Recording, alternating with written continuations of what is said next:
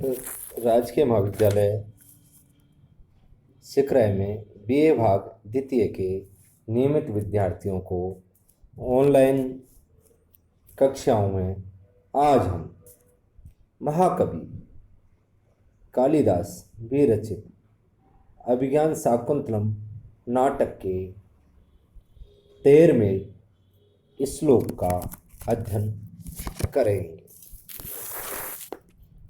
पूर्व में श्लोकों का प्रथम अंक के श्लोकों का अध्ययन किया है। मैं महेश चंद्र मीना से आचार्य संस्कृत। श्लोक है निवारा सुख गर्भ कोटर मुख भ्रष्टा तरुणा में तरुणा मध्य प्रे स्निग्धा क्वचिदि गुंदी फलम भिदम सूच्यंत इवोपला विश्वासोपे गमाद भिन्न गते शब्द सहनते मृगा स्तोया धार पथस बलकल सिका निश्चन रेखांकिता। प्रिय विद्यार्थियों, सर्वप्रथम आपको परीक्षा की दृष्टि से इसका प्रसंग लिखना है। प्रस्तुत श्लोक महाकवि कालिदास विरचित अभिज्ञान शाकुंतलम के प्रथम अंक से उद्धृत है। इस श्लोक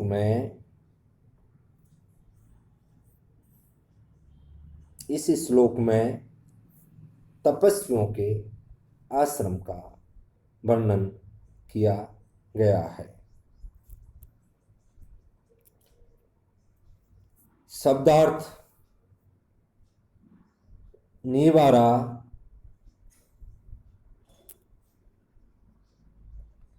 तृणयधन्य सुख गर्भ कोटर मुखा भ्रष्टा। सुख का तात्पर्य तोते गर्भ जिनके भीतर रहते हैं। कोटर मुख भ्रष्टा ऐसे कोटरों के मुख के अग्रभाग में गिरे हुए तरुणाम वृक्षों के अधः यानी नीचे प्रे स्निग्धा अत्यंत चिकने क्वचित कहीं पर इंगुदी फलम विदम इंगुदी क्वचित मानी कहीं पर इंगुदी फलम विदम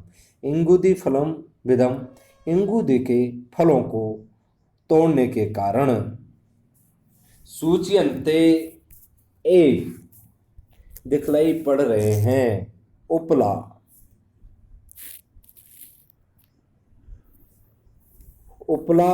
पत्थर विश्वासोपगताम विश्वास प्राप्त करने के कारण अभिन्न गते अपनी गति को न बदलने वाले शब्द सहनते रथ की ध्वनि को सहन कर रहे हैं। मृगा हिरण तोयाधार पथाचे तोय मानी पानी की धार सरोवरों से पथा मानी मार्ग सरोवरों को जाने वाले मार्ग और बलकल सिका निश्चंद रेखांकिता बलकलों के अग्रभाग से टपकते हुए जल की रेखाओं से चिन्हित।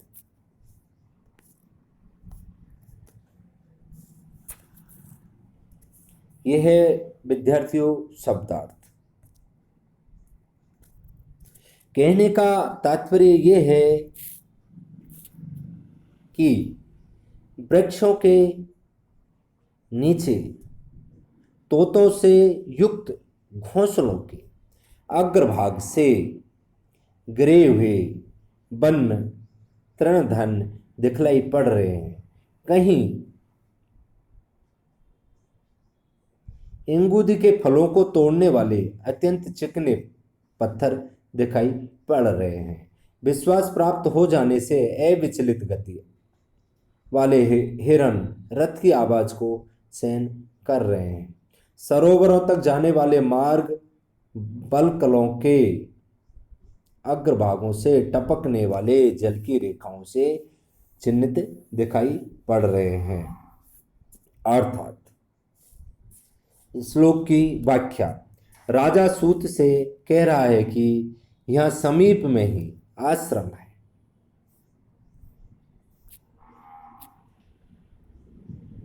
यहां समीप में ही आश्रम है क्योंकि यहां वृक्षों के नीचे तोतों के निवास स्थान कोटरों के अग्रभाग से गिरे हुए तृणधन पड़े हैं और कहीं इंगूदी फल तोड़ने वाले अतेबी विशेष रूप से चिकने पत्थर भी दिखाई दे रहे हैं। इंगूदी वृक्ष भी आश्रम में ही पाए जाते हैं। आश्रमों में रहने वाले हरिणों को यह विश्वास रहता है कि हमें कोई हानि नहीं पहुंचा सकता, अर्थात आश्रम हमारे लिए सुरक्षित स्थान है। यहाँ हम बिना किसी रोक के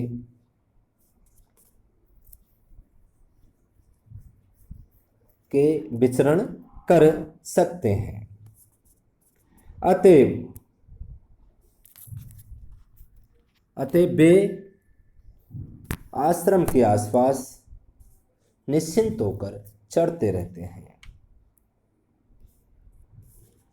राजा उन्हें देखकर कहता है कि इसी विश्वास के कारण ये आश्रम के मृग मेरे रथ की आवाज सुनकर भी अपनी पूर्ववत निसंगति से चल रहे हैं, अर्थात अपनी चाल में किसी भी प्रकार का परिवर्तन नहीं कर रहे हैं, बदलाव नहीं कर रहे हैं। उनकी गति में कोई अंतर नहीं आ रहा है, अर्थात किसी भी प्रकार का बदलाव नहीं कर रहे हैं। और आश्रम में रहने वाले ऋषि निकटस्थ या समीप तालाबों में स्नान करते हैं और स्नान करने के पश्चात गीले बलकलों को लिए हुए अपने अपने कुटियों में लौटते हैं।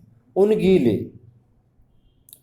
गीले बलकलों से जल की बूंदें टपकती रहती है तथा संपूर्ण मार्ग में एक जल की रेखा बन जाती है, अर्थात रेखा जैसी प्रतीत होती है या रेखा जैसी खिंच जाती है। इन सब लक्षणों से यह स्पष्ट हो रहा है कि आश्रम समीप है, अर्थात ऐसा प्रतीत होता है कि मानो आश्रम नजदीक है। विशेष इंगुदी नामक एक वृक्ष विशेष होता था जिसके फलों से तेल निकालकर मुनि लोग उसका प्रयोग करते थे। ये फल पत्थरों से तोड़े जाते थे, अतएव वे पत्थर भी चिकने हो जाते थे। ऐसे चिकने पत्थरों का अधिक था, अतएव राजा को प्रतीत हुआ कि समीप ही आश्रम है।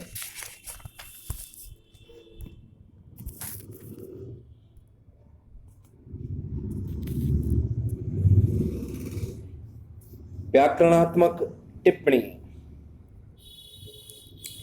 स्निग्धा प्रे प्लस स्नेह कित इंगुदी फलम विधय इंगुदी नाम फलानी विदंती विद प्लस क्विप बहुवचने विद।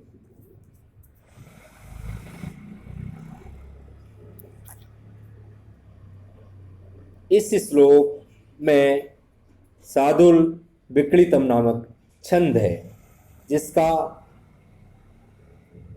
जिसमें 12वें और 7वें पे यति होता है उसे सादुल विक्रितम कहते हैं, अर्थात इसमें 19 वर्ण होते हैं, जिसमें मगण, सगण, जगण, सगण, तगण, तगण और एक गुरु होता है। इसका लक्षण है सूर्यास्वे मर्सजा स्थिता से गुरव सादुल विकृतम। धन्यवाद।